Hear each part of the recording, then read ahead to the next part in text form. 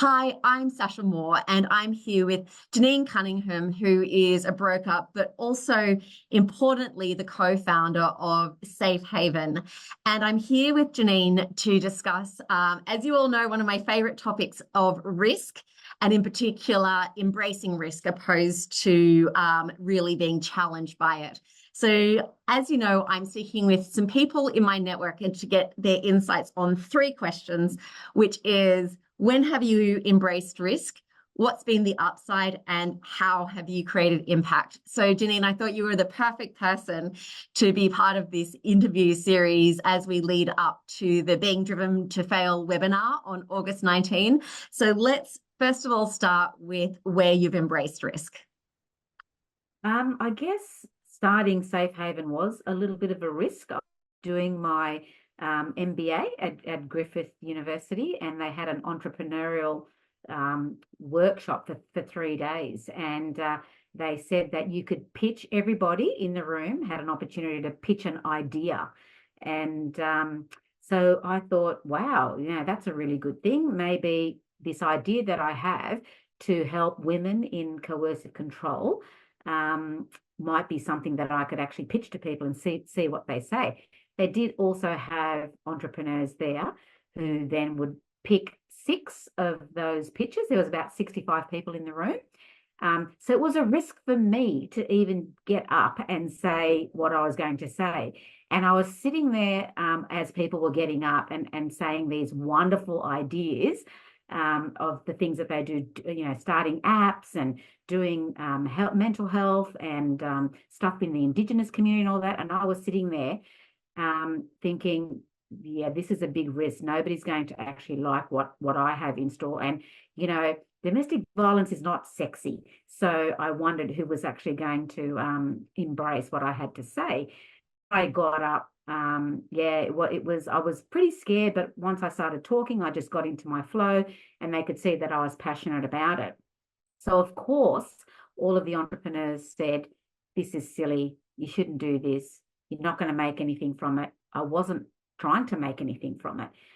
It was about a service to actually help people because the statistics were so bad in this country for women being killed. So it gave me a good opportunity to pitch in front of people. So that was the first risk, I guess, that I took. And you know what? That hats off to you for taking that risk. But as I was listening to you, I always find it so interesting that, I mean, when I first heard of Safe Haven and I met you and so forth, I was so in awe of what you're doing. I was so in awe of what you've achieved and also in awe of your passion and commitment. And I'm an entrepreneur. So, it saddens me culturally that the people you were presenting to didn't see that more holistic approach and the opportunity fiscally to then support something which did have that higher purpose. And that is something that I do want to really address, and I will be going into in the webinar, that I really want to see support for concepts and particularly support for higher callings. And I think the fact that you put yourself out there without that support and you've continued so successfully, and I know the support has obviously gained momentum, I just really want to applaud you on that, because I can imagine that a lot of people would feel very despondent and very their spirit is dampened by not having that recognition or validation. So I love that you've almost used that to your contrary driver to then fuel you to become even more successful than you could have possibly anticipated in terms of the impact that you've been able to achieve. So fast forward from that nerve-wracking presentation, tell me about where this risk has paid off and the impact that you've been able to create. Yeah, I think from being a business person for 28 years now, and I came from investment banking, and I know about people investing in you and a thought or an idea.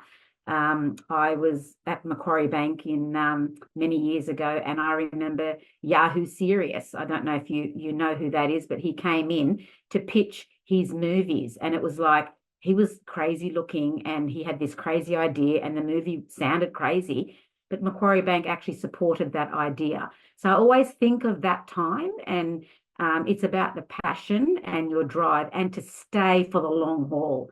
And that's what he did. And he eventually got the movies done.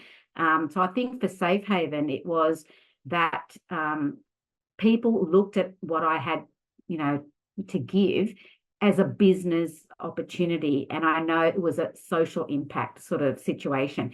And it is difficult because people are busy with their own lives.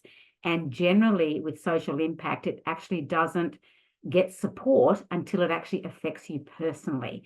So, fast forward, we just went with it. We decided that we had no money, and that was a huge risk as well. And we thought, how are we going to do this? It's ridiculous. Like, we've got to get money from governments or business, the community. We've got to have places where these women can go to. So my husband heard of an idea with, I think it was rooms for refugees many, many years ago, where people opened up their homes and offered a spare room in their homes to actually support these people as a transition for them moving on. And he said, why couldn't we do something like that for these women who are leaving? They step out that door, they don't know where to go, and they fall through the cracks there. Why don't we try and help them there by offering this support for crisis accommodation, which is only short term, and then we could help them, get something from there. And so we went out to the marketplace. I did some research with Griffith and Griffith Uni, and I also found that there was in Europe somewhere, there was a small town where the mayor had found out that the university students were actually failing, staying longer, because they had to go and work to actually pay for their accommodation. Their studies were lagging. So what they did was they also found in some social sectors that old people in the community were isolated, had no companionship. And what they did was they put the two of them together. So they got these university students to stay with these people, and then they supported each other, which actually it changed their lives on both sides. People, got their degrees done and so forth. And I thought, I'm going to do that. So we went to the community and we asked of the same thing. And we actually I got young girls ring out saying, oh, my grandmother lives alone. And every time I call her, even if I call her every day, she says to me, I haven't heard from you for a month. And, she's saying, like, it would be great if they could be in this program. So we now have over 500 houses around Australia with people like that who offer their empty nesters or older people that offer their spare rooms. And in the last 9 years, we have helped over 90,000 women who are vulnerable and children through crisis accommodation and case management.